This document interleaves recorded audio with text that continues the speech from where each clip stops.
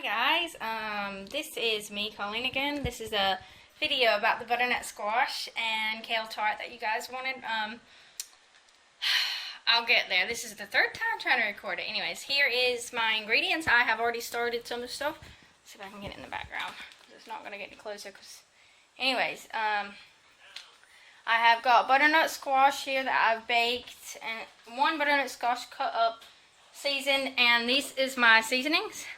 And you can use any kind of seasonings you want. I just really like this one. It's got all kinds of different stuff. It's got sea salt, poppy, sesame, celery, parsley, rosemary, tarragon, thyme, sage, dill, flower petals such as marigold, rose, lavender, chives, seaweed, etc. Yes, I can use lavender. I know lots of people in my life know that I can't have lavender around me.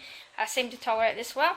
Anyways, I have got, let's see, caramelized onions and peppers, mushrooms in here.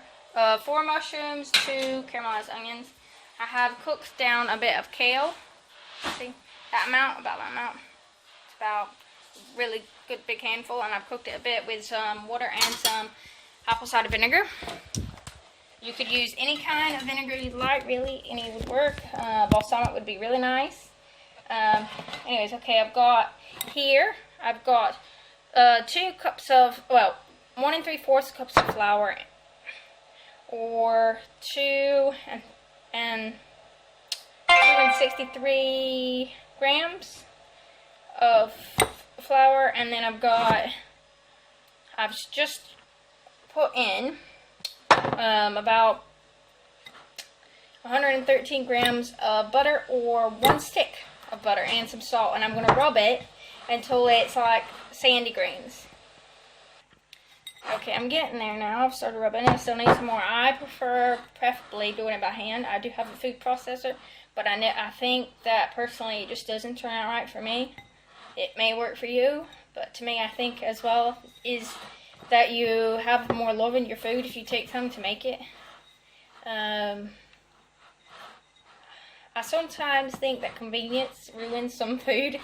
I mean, go for it if you really want to do it that way, but anyways, I'll update you in a second.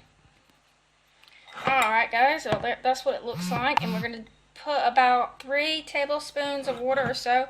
You don't want it too wet, but you don't want it like super dry, otherwise it will break apart when you do it. So,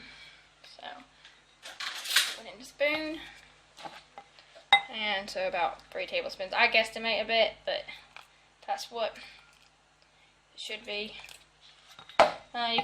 You can always add more water if you need it. You can't take it away, so it's better to put less than more.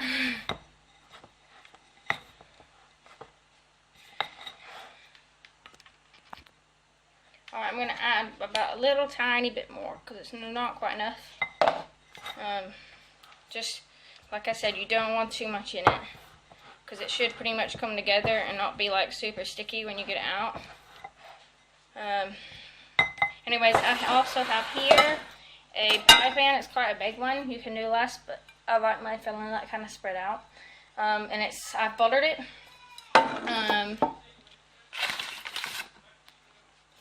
Alright, here is my dough, and it comes out like this. Alright guys, I'm back now, and here's the dough. You want it to come together quite well. You want to, what do you call it? I'll try to fold it down, put it on down on here. Let's see if you can get it. You want unfloured surface. You don't want to have to work it too much because it will fall apart eventually, and it's just not as nice. My granny would really have a heart attack knowing that I'm not doing exact measurements. She used to teach me, you take a measuring cup and you take the back of like a butter knife and scrape it off the top, and you have to do exact. Although some things she still can't tell me recipes because hers aren't exact, but when it came to baking a lot of stuff, if she had a recipe, she followed it exactly. Anyways, I'll roll this out and put it in and let you guys see. Okay, I'm back, guys, and I've got it in. I'm going to prick the or poke, what do you call it? The pie pastry. My granny always used to do this. I know you can par bake it, and no, this won't make it have a soggy bottom. But this is what my granny always did. Hopefully, if I bake it long enough, it'll turn out really nice. Well, next we will add the should I unfold that a bit better? Okay, we will add the mushrooms and the caramelized onions, and you want to evenly spread them out as good as you can. This is quite a big pan, so you have to. You could even actually. It's a little pan, actually. I'm talking about that one.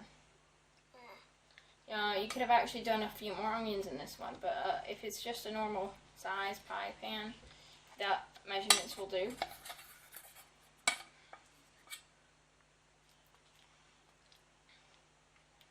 Right, and then we're going to put the kale down next so that it doesn't get too crispy and burn. That one tastes very nice, really.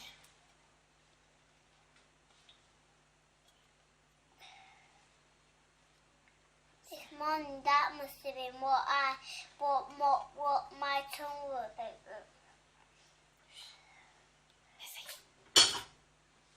Okay. Anyways, that's my little helpers here. Her name's Grace, like you guys met yesterday. She's here. She had to be in the kitchen with me. Autumn is with me as well. She's on my back to go sleep. That's why it's quiet in this one. Alright. Here is the butternut squash. Do you want to help me, Grace? Yes, please. Alright. Just go right here. Put my dough down. Right, come on in. Just put them on top. Put on top. Try not to drop them, okay? Preferable not to. Do they taste nice? Yeah. I just flipped my finger and like that, and it tastes nice on there. Well, see there. At least the butternut squash tastes nice, guys. Can I eat one? Yeah, you can eat one if you want.